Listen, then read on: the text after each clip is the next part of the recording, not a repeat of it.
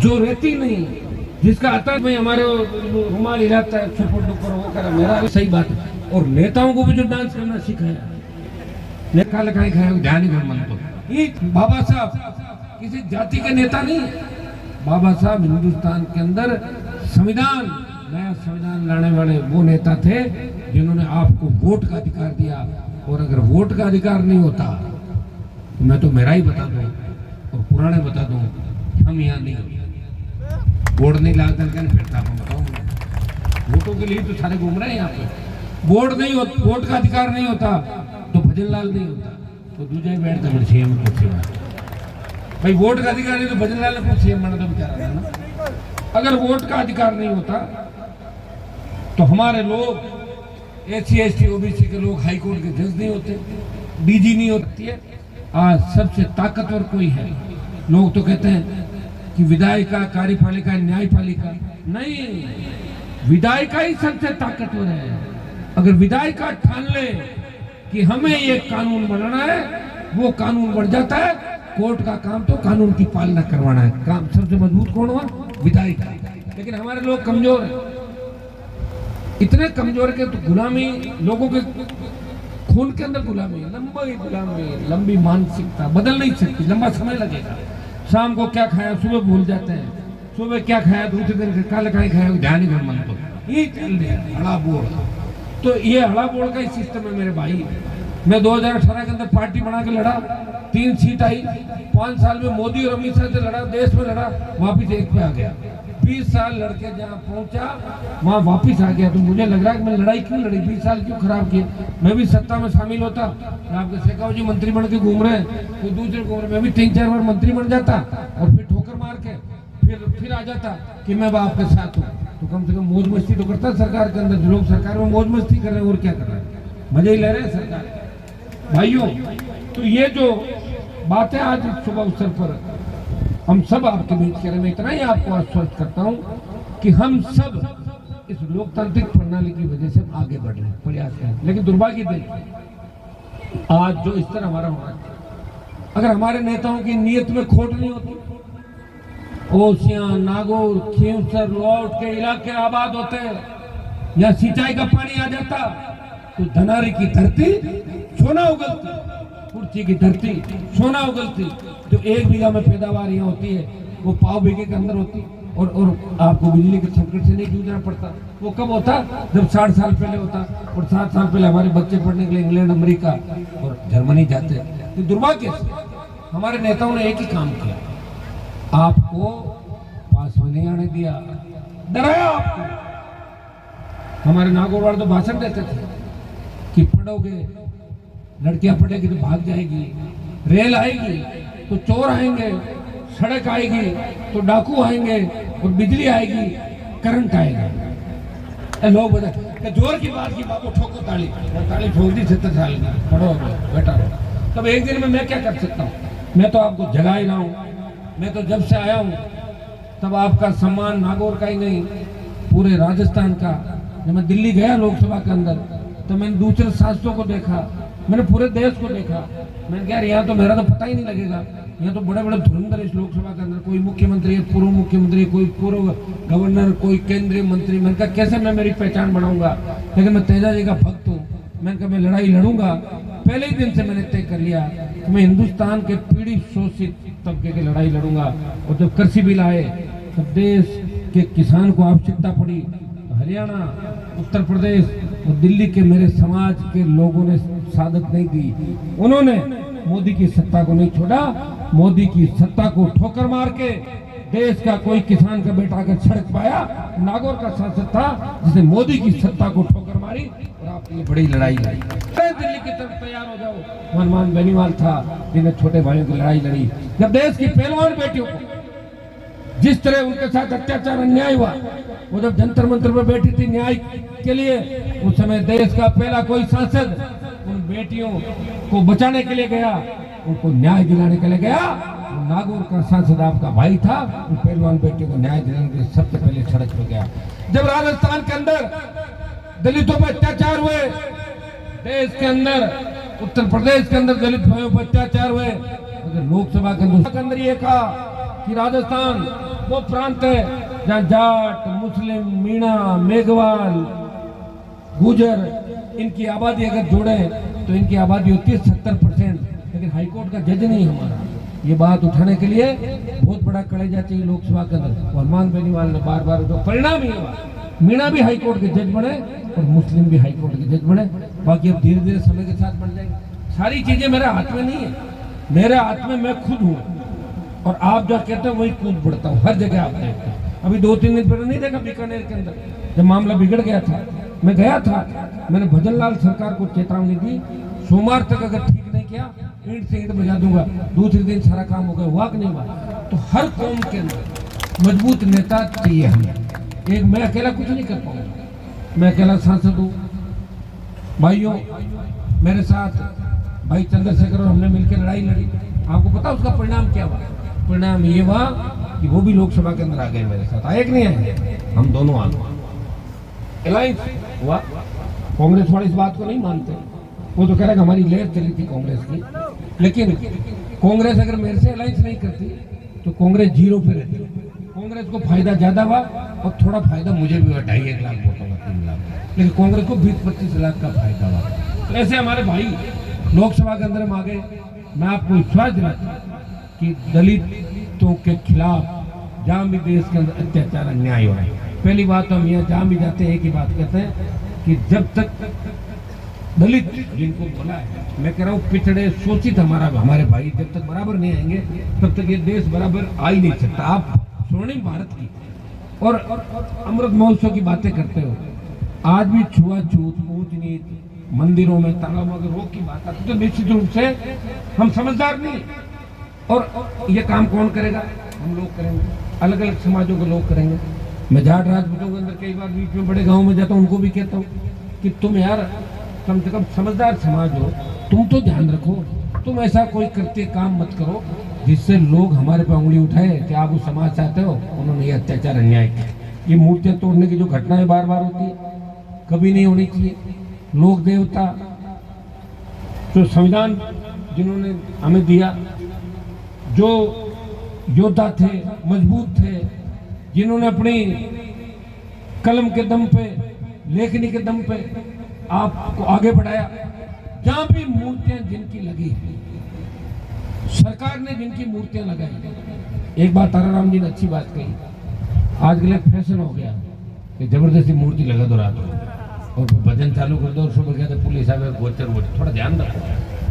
सम्मान जब भी होगा जब मूर्ति को सिस्टमेटिक ढंग से हम लगाएंगे। सरकार से परमिशन लो, मूर्ति लगाओ, इसमें 2 पैसे एमएलए एमपी भी हम भी खर्च कर सके उसके सौंदर्यीकरण के लिए। अब जो मूर्ति तो माडा लगाए दो पर तोड़ने वाले पुलिस आवे तोड़ने वास्ते थे माने करो फोन नींद उड़ाओ, आओ आओ आओ तोड़े तोड़े। कई बार ले जाओ मूर्तियां, कई मूर्तियां थाना में पड़ी है, जेल में छूटी को नहीं, बता रही हूँ। बहुत प्रयास करते हैं, हम भी कहते हैं रुक जाओ भाई, लग गई तो रहने दो, बहुत सी लगी देश के अंदर, ये कह के पीछा छुड़ाते हैं। तो मैं आपको संदेश ये भी दूंगा, देखो मैं गलत दिशा में आपको, मैं 2-3 मामलों में आपको जरूर कहता हूँ, बिजली आपकी है, पत्थर आपके खुद के खेत में, पड़ोस के मत खोदना जाके। और लेकिन मूर्तियां लगाओ तो ऐसा काम आप नहीं करें जहाँ 2 समाजों में झगड़ा हो जाए। जमीन किसी की, कॉलोनी किसी की और जाके लगा दो किसी की, वहाँ दो समाज आमने सामने हो जाएंगे सामंजस्य के साथ, 36 कौम के साथ। मैं खींवसर क्षेत्र के मेरे छोटे भाई बेटे मुझे शिकायत करी कि विधानसभा क्षेत्र में बाबा साहब की कहीं मूर्ति नहीं। मैंने कहा तुम लोग जब चुनाव नजदीक आते उसे एक दिन पहले याद दिलाते, उसे मैंने भूल जाते हैं। अब मैं आपको आश्वस्त करता हूँ कि अच्छी जगह 1-2 जगह पर देख लेंगे। और उपचुनाव के बाद मुझे लग रहा है कि आप अगर थोड़े मजबूत रहे तो भजन लाल जी की सरकार जो डगमग हो रही है ये इनसे चलने वाली नहीं। मेरे भाई सुनो, हम लोगों को ही चलानी पड़ेगी सरकार को। ये तैयारी कर लेना, मूर्तियां भी लग जाएगी, आपके काम भी होंगे और किसानों को निराश होने की कतई आवश्यकता है।